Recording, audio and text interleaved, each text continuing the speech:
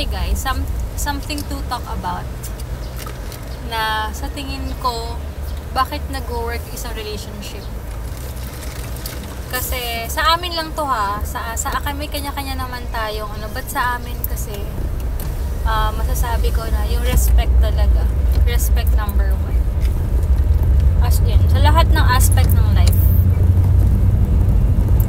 Like sabi ko nga sa isang video, kami kasi ni Heinz, kami may mga gusto kaming gawin pa sa life, pero nagsusuportahan kami. Walang kompetisyon, wala kung sinong mas malaki kumita sa amin, wala kung sinong mas magaling. Actually, thank God, kasi yung weakness ko strength niya, yung strength niya weakness ko. So nagkaano talaga tayo, nagbabalance talaga kami. Basta aminado ka lang sa weaknesses mo at sa strength mo rin. Yon.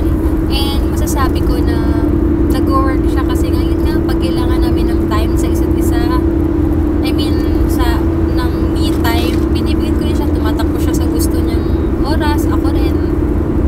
And di nawawala rin yung bonding namin once a week, at least once a week or twice, depende sa energy namin. Pag pagod, once a week, hindi pwedeng wala. Ganon. Kasi iba na rin kasi pag may bata eh. Diba? Pero hindi talaga mawawala yung mga ganong moment as sa mag-asawa. And ano pa ba? Yan lang. And supportahan din talaga kami sa isa't isa eh.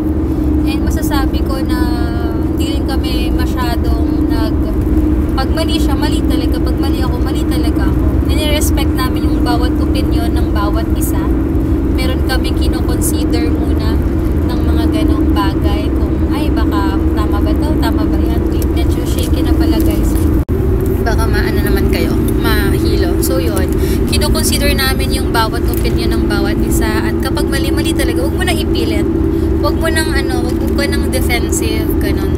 So yun yung masasabi kong nag-work talaga. At syempre, cliche, pero dapat kasi love natin si God. Kasi kung hindi talaga magsa-start kay God, hindi tayo makakapagpatawad, hindi magiging open yung mind natin.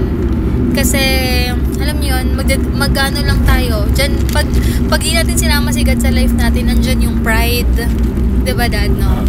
Yung pride, lahat na katigasan ng ulo, ng puso, and everything. Pero kung love mo muna si God before anyone else or anything else, nako, yung grace talaga, yung grace ni God yung magpapastay din talaga sa inyo. And ayun, focus ka lang sa family, sa mga friends na nandiyan, ganyan. Kaya yun yung masasabi ko talagang makakatulong sa relationship nyo.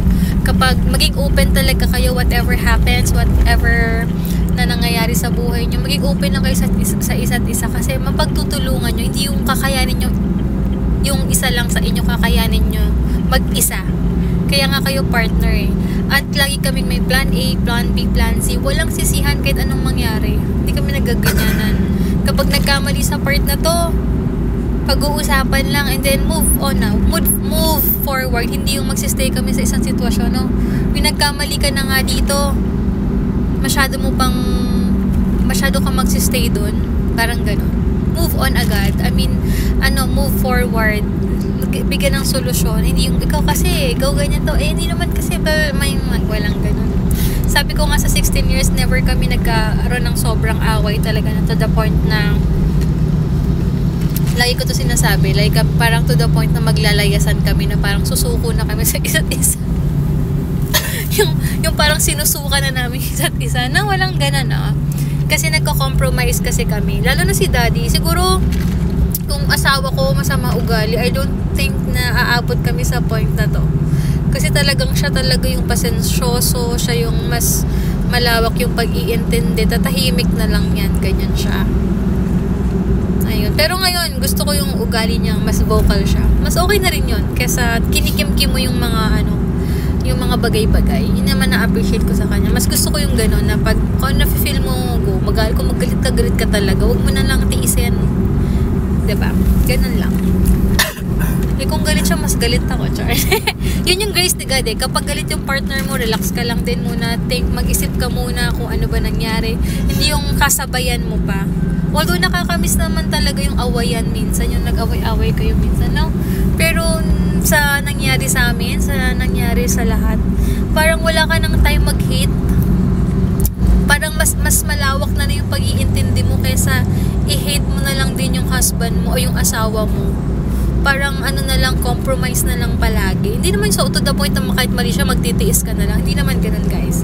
I mean, mas malawak. Kung as long naman di ka naman sinasaktan, niloloko, guys. Syempre, laging compromise. Pero, di ba, yun lang. Something lang to, to share. Bye, guys.